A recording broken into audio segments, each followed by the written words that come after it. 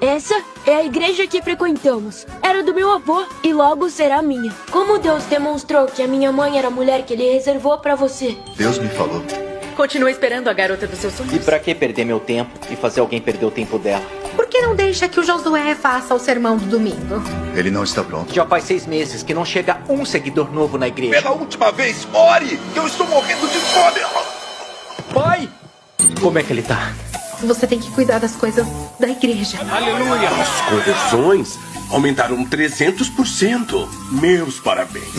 Muito Nós não obrigado. podemos aprovar a sua solicitação de pastor principal. Por quê? Olha, é um requisito bíblico que o pastor principal seja casado. E se fizermos alguns encontros às cegas? Conta pra gente qual é o seu ministério. É o Ministério da Alegria. A Família da Fé.